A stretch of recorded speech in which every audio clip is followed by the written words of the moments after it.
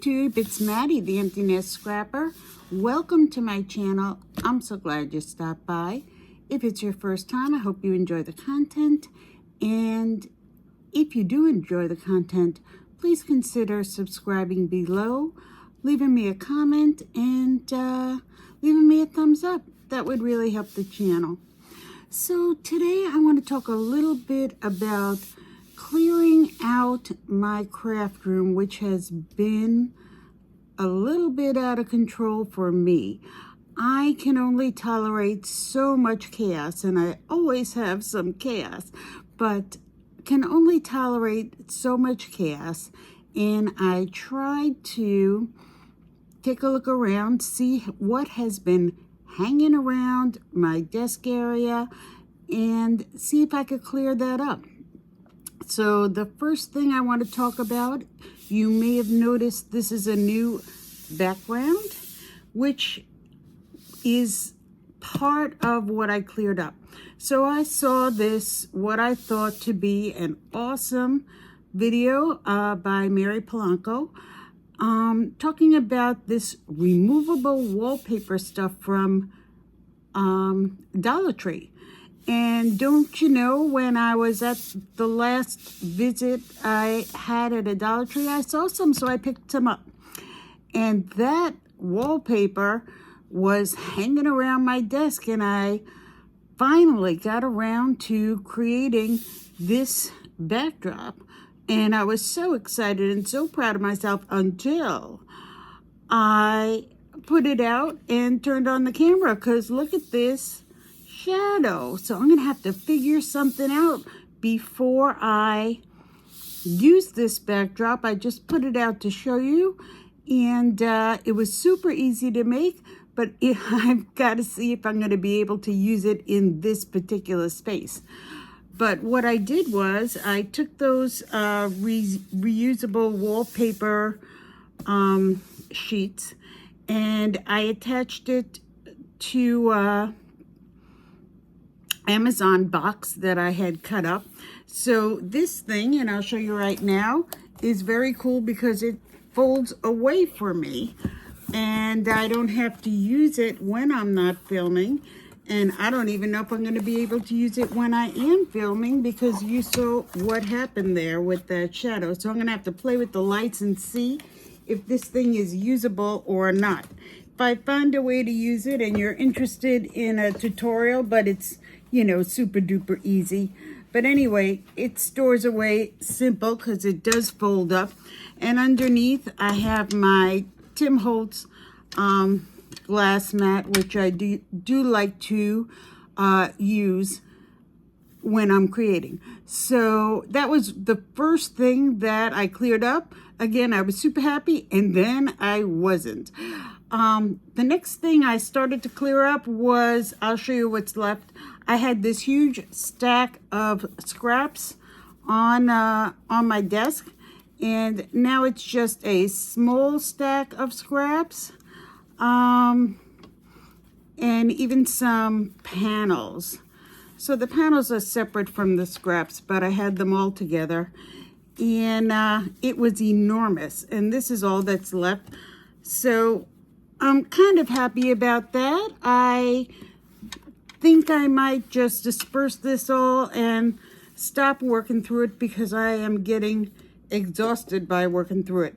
But I also had some watercolor panels, and I'll show you what I created. So I did find, it came upon me that my kids, my oldest kids, their wedding anniversary was coming up, and I looked in my stash of 8 jillion cards and didn't have one.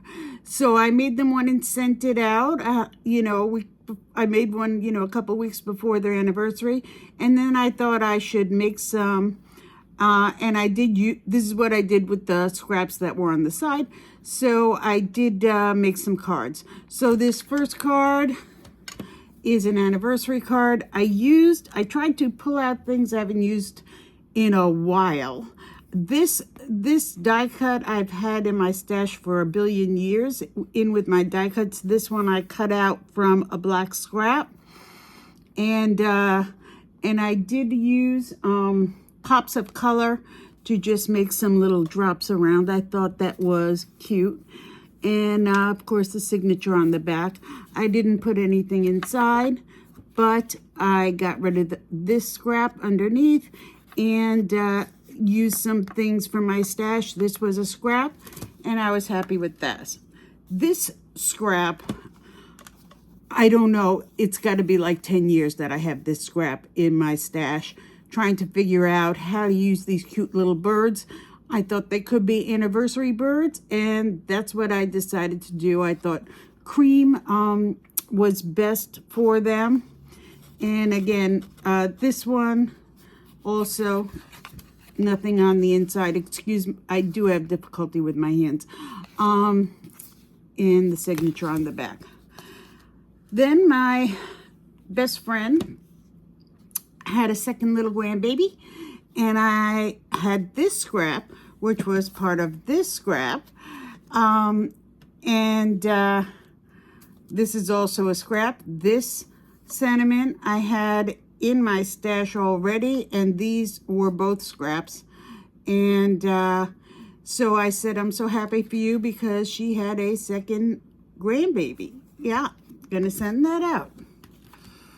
This one, again, I have some babies coming into our life, and so when those babies do come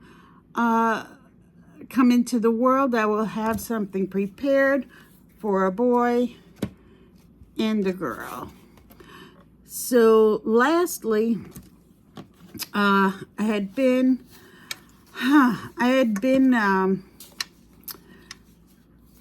for some reason have this unhealthy addiction to purchasing